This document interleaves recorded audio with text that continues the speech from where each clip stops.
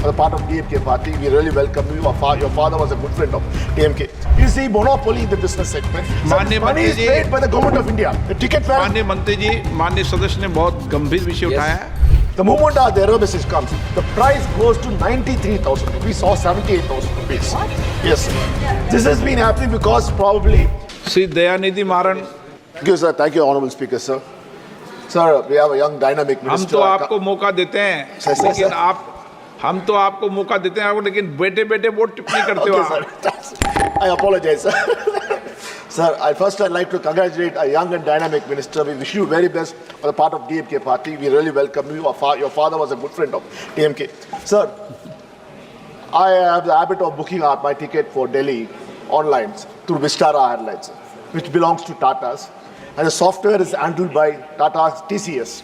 So this is seen, every time I've seen, when I book a ticket, it's around 33,000 rupees, sir, one-way ticket from Chennai to Delhi. When I go to make the payment, an error message comes. The moment the error message comes, the price goes to 93,000 rupees or 78,000 rupees. What? Yes, sir. Yeah. This has been happening because probably Tata TCS is using is supremacy in this software.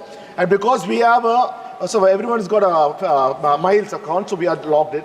So this is happening very frequently, even from Delhi to Chennai or Chennai. So this doesn't come under the DGCA rules.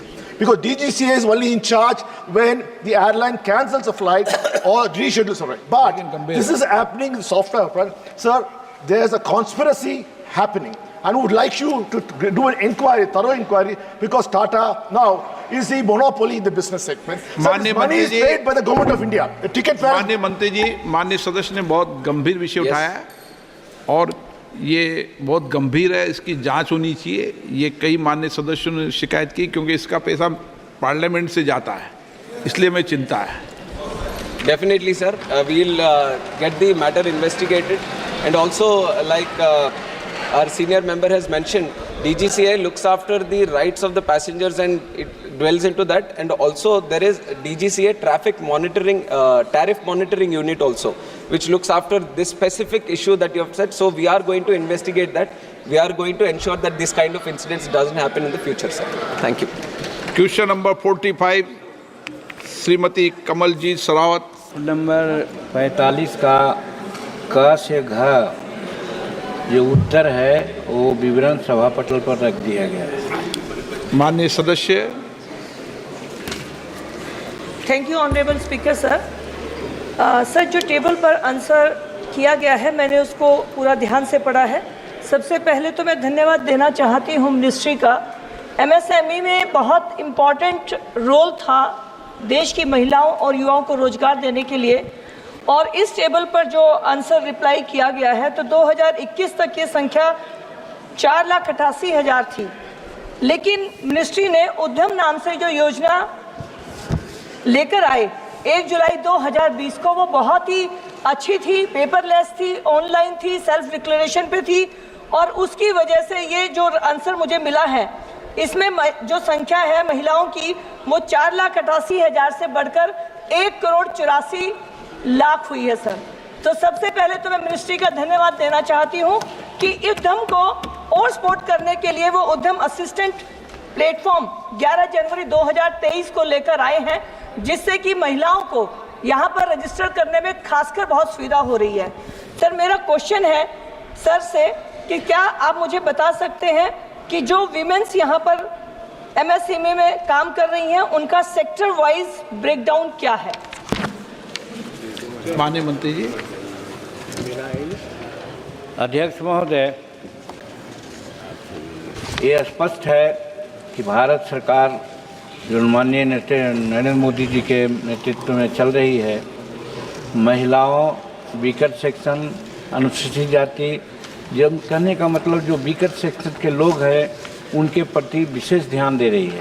उसी में महिलाओं के संबंध में जो प्रश्न पूछा गया है, हम प्रश्नकर्ता माननीय महिलाओं के प्रति बहुत शुक्रगुजार हैं कि इसके बहाने आज माननीय संसद को बताया जा सकता है कि हम महिलाओं के उत्थान में खास करके जो एमएसएमई हमारा विभाग है उसके द्वारा क्या किया जा रहा है, जिसकी चर्चा हम लोगों ने कर दी है.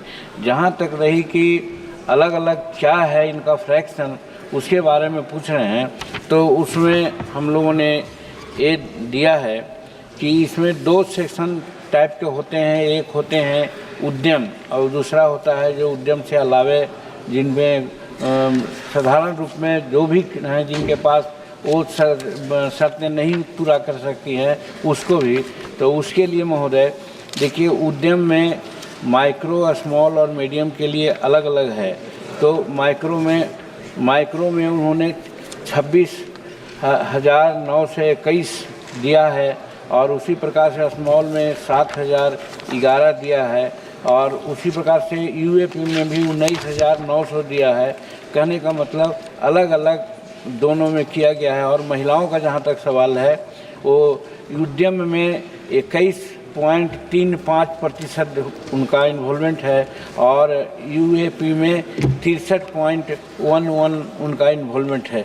तो इस तरह से कहा जा सकता है कि हम महिलाओं को इस एरिया में आगे बढ़ाने की काम करते हैं। और बाकी माननीय सांसद जो सूचना मांगे हैं विशेष, और तो उसको हम इनको भिजवा देंगे। माननीय सदस्य। धन्यवाद मंत्री महोदय जी।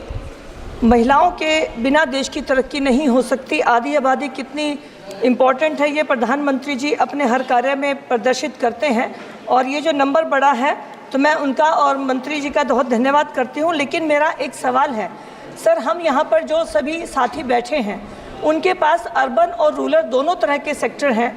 अगर हमें ये नंबर पता चल जाए कि अर्बन और रूरल में कितना नंबर रजिस्टर हुआ है तो यहाँ बैठे हुए सभी साथियों को अपने अपने क्षेत्र में काम करने में आसानी हो गई।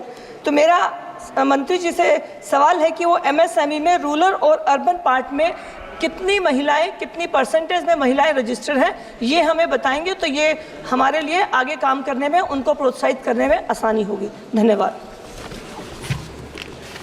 स्पीकर महोदय, वो तो मैंने बता दिया इनको कि टोटल एमएसएमई रजिस्टर्ड में जो इम्प्लॉयड हुए हैं और उसका रिपोर्ट है, उसके तहत जो 24/7/2024 से ही उसको हम लोग इम्प्लीमेंट किया और यहाँ तक के ही किया गया है।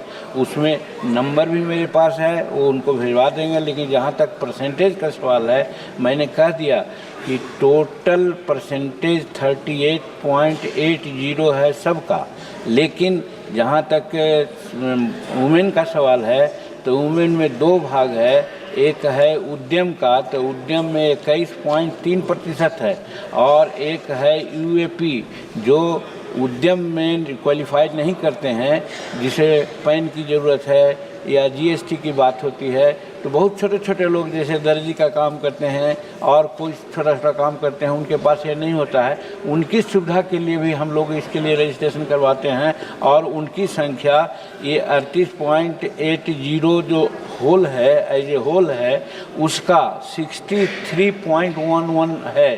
तो हम महिलाओं के प्रति कितना संवेदनशील है इससे पता चलता है महोदय। बहुत अच्छा। श्रीमती अपराजिता सारंगी। The powerhouse of Indian economy.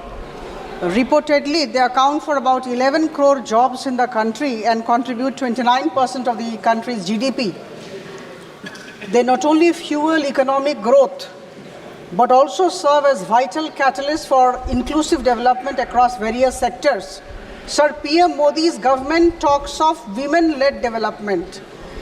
I would like to know from Honorable Minister as to how many registered MSMEs are there in Odisha and in Bhubaneswar parliamentary segment, and what are the steps, concrete steps, initiatives of central government being taken to ensure women participation in the MSME sector. Thank you.